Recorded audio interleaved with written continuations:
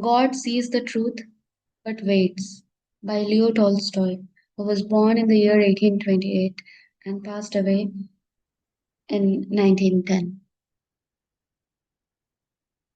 As it says, it is about a man falsely convicted and serving a sentence for a murder he did not commit.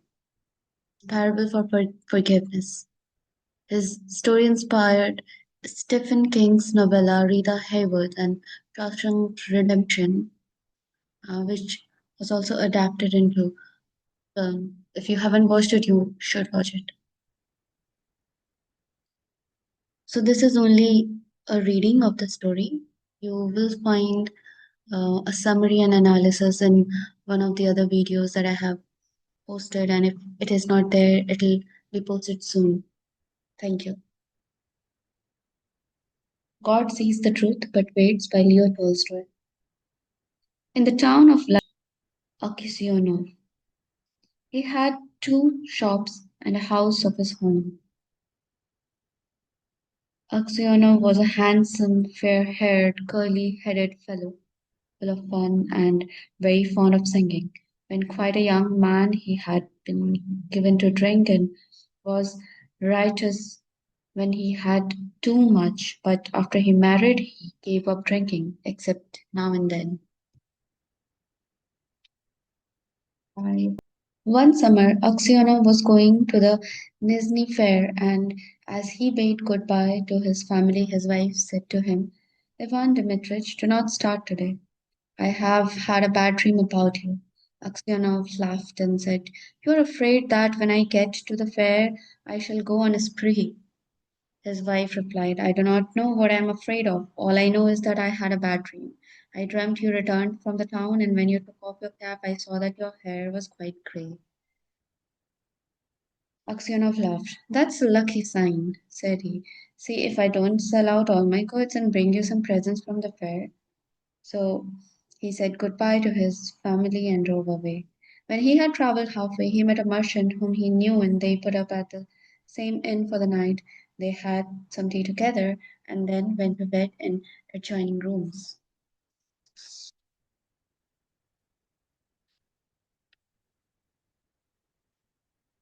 It was not Aksyonov's habit to sleep late and wishing to travel while it was still cool. He aroused his driver before dawn and told him to put in the horses. Then he made his way across to the landlord of the inn, who lived in a cottage at the back, paid his bill, and continued his journey.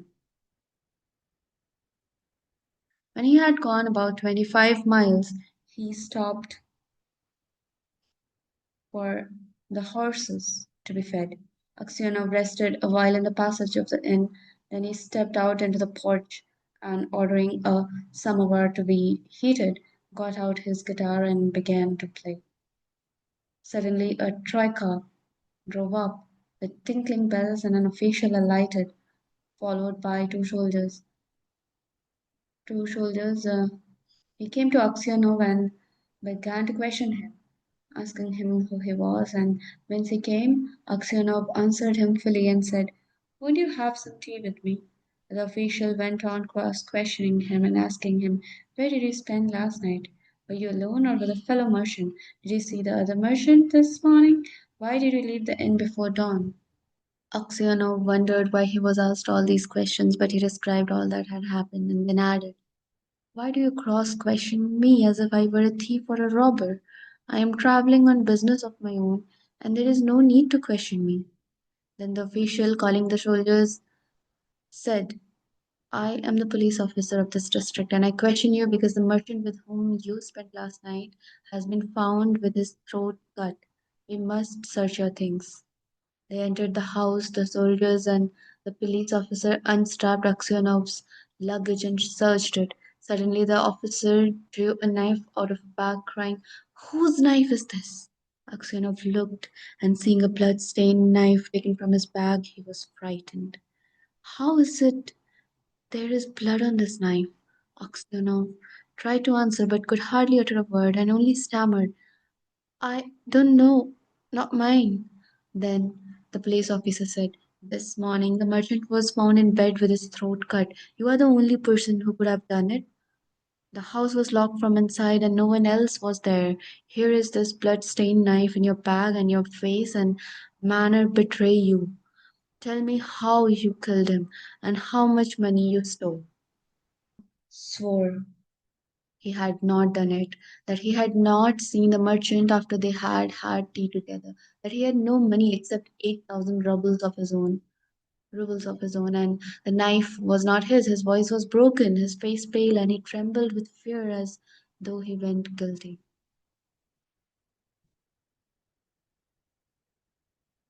The police officer ordered soldiers to bind Aksionov and to put him in the cart. As they tied his feet together and flung him into the cart, Aksionov crossed himself and wept. His money had his money and goods were taken from him, and he was sent to the nearest town and imprisoned there. Inquiries as to his character were made in Vladimir. The merchants and other inhabitants of the town said that in former days he used to drink and waste his time, but that he was a good man. When the trial came on, he was charged with murdering a merchant from Ryazan and robbing him of 20,000 rubles. His wife was in despair and did not know what to believe. Her children were all quite small. One was a baby at her breast. Taking them all with her, she went to the town where her husband was in jail. At first, she was not allowed to see him, but after much begging, she obtained permission from the officials and was taken to him. When she saw her husband in prison dress and in chains, shut up with thieves and criminals, she fell down and did not come to her senses for a long time. Then she drew her children to her and sat down near him. She told him of things at home and asked about what had happened to him. He told her all, and she asked, "What can we do now? We must petition the Tsar not to let an innocent man perish." His wife told him that she had sent a petition to the Tsar, but it had not been accepted. Leonov did not reply, but only looked downcast. Then his wife said, "It was not for nothing I dreamt your hair had turned grey. You remember? You should not have started that day." And passing her fingers through his hair, she said, "Vanya, dearest, tell your wife the truth. Was it not you who did it?" "So you too suspect me?" said Aksionov, and hiding his face in his hands, he began to weep. Then a soldier came to say that the wife and children must go away, and Aksionov said goodbye to his family for the last time. When they were gone, Aksionov recalled what had been said, and when he remembered that his wife also had suspected him, he said to himself, "It seems that only God can know the truth. It is to him alone we must appeal, and from him alone expect mercy." And Aksionov wrote no more petitions, gave up all hope, and only prayed to God. Aksionov was condemned to be flogged and sent to the mines. So he was flogged with a knot, and when the wounds made by knot were healed, he was driven to Siberia with other convicts. For 26 years, Aksionov lived as a convict in Siberia. His hair turned white as snow, and his beard grew long, thin, and grey. All his mirth went. He stooped, he walked slowly, spoke little, and never laughed, but he often prayed. In prison, Aksionov learned to make boots and earned a little money with which he bought the lives of the saints. He read this book when there was light enough in the prison, and on Sundays in the prison church he read the lessons and sang in the choir, for his voice was still good. The prison authorities liked Aksionov for his meekness, and his fellow prisoners respected him. They called him grandfather and the saint. When they wanted to petition the prison authorities about anything, they always made Aksionov their spokesman. And when there were quarrels among the prisoners, they came to him to put things right and to judge the matter. No news reached Aksionov from his home, and he did not even know if his wife and children were still alive. One day, a fresh gang of convicts came to the prison. In the evening, the old prisoners collected round the new ones and asked them what towns or villages they came from and what they were sentenced for. Among the rest, Aksionov sat down near the newcomers and listened with downcast air to what was said. One of the new convicts, a tall, strong man of 60 with a closely cropped grey beard, was telling the others what he had been arrested for. Well, friends, he said, I only took a horse that was tied to a sledge and I was arrested, accused of stealing. I said I had only taken it to get home quicker and had then let it go. Besides, the driver was a personal friend of mine, so I said, it's all right. No, they say you stole it. But how or where I stole it, they could not say. I once really did something wrong and ought by rights to have come here long ago, but that time I was not found out. Now I have been sent here for nothing at all. But it's lies, I'm telling you. I've been to Siberia before, but I did not stay long. Where are you from? Asked someone. From Vladimir. My family are of that town. My name is Makar, and they also call me Semyonich. Aksionov raised his head and said, tell me, Semyonich, do you know anything of the merchants Aksionov of Vladimir? Are they still alive? Know them? Of course I do. The Aksionovs are rich, though their father is in Siberia, a sinner like ourselves, it seems. As for you, Grandad, how did you come here? Aksionov did not like to speak of his misfortune. He only shied and said, for my sins, I have been in prison these 26 years. What sins? Asked Makar Semyonich. But Aksionov only said, well, I must have deserved it.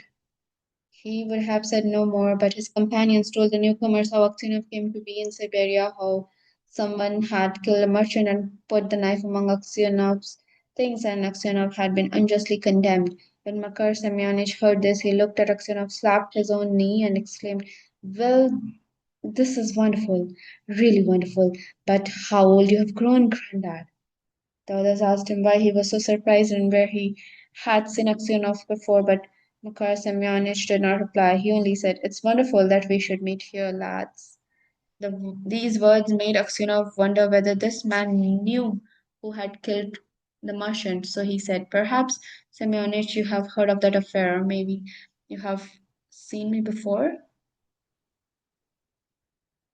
How could I help hearing the world's full of rumors? But it's a long time ago, and I've forgotten what I heard. Perhaps you heard who killed the merchant, asked Oksana.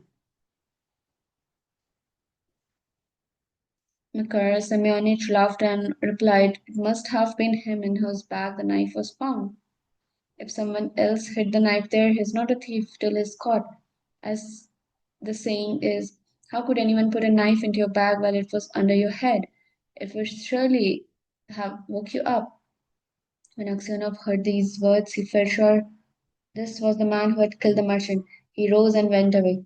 All that night Aksionov lay awake. He felt terribly unhappy, and all the sorts of images rose in his mind. There was the image of his wife as she was when he parted from her to go to the fair. He saw her as if she were present. Her face and her eyes rose before him. He heard her speak in love. Then he saw his children, quite little, as they were at the time, one with a little cloak on, another at his mother's breast, and then he remembered himself as he used to be young and merry. He remembered how he sat playing the guitar in the porch of the inn where he was arrested, and how free from care he had been.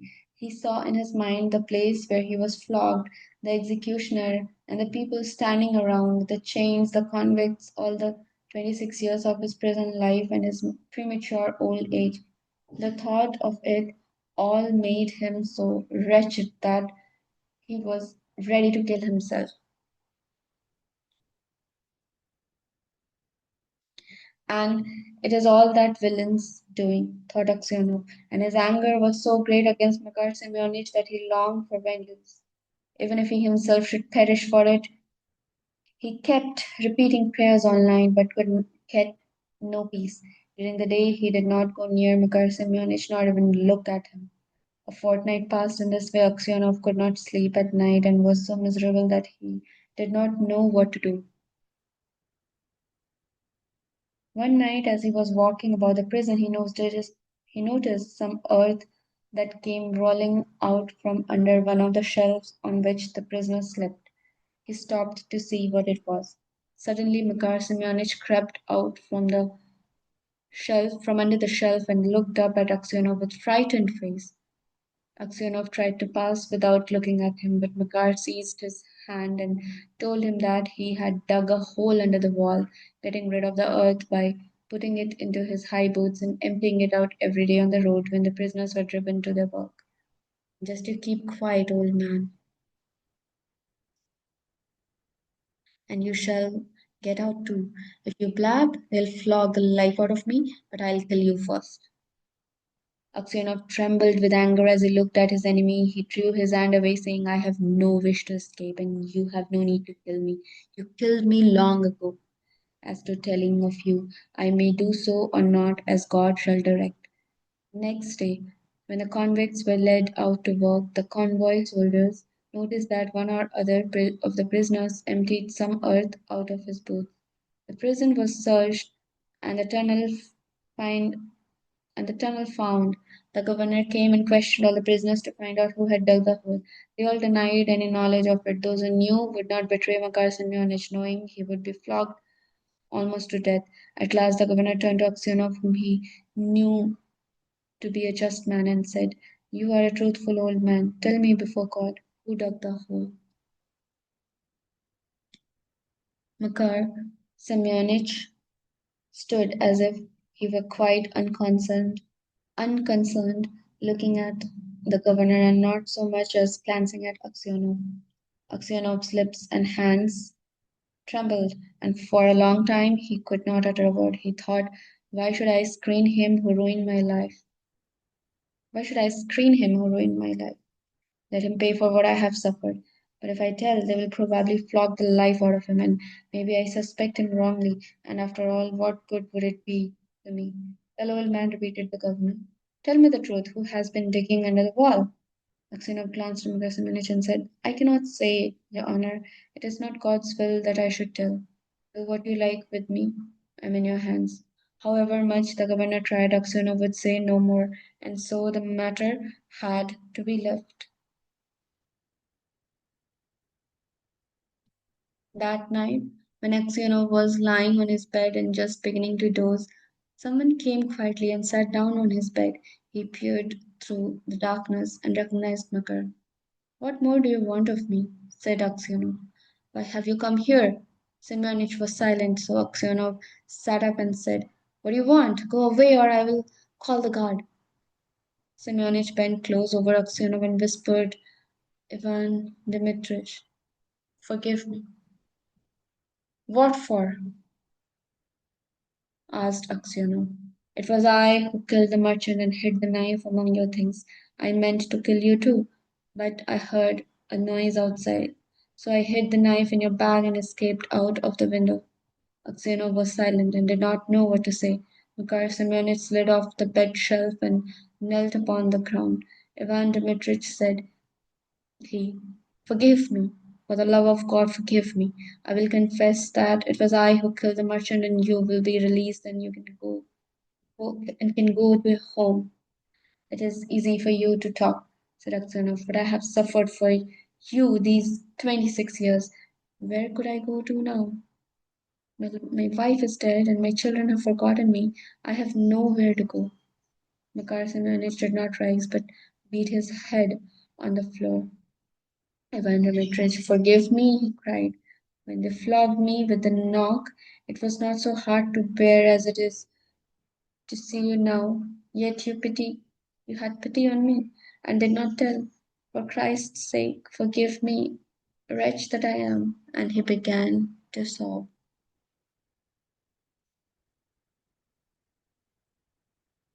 When Aksionov heard him sobbing, he too began to weep.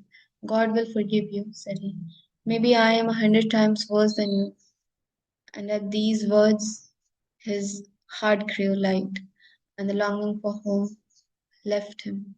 He no longer had any desire to leave the prison, but only hoped for his last hour to come.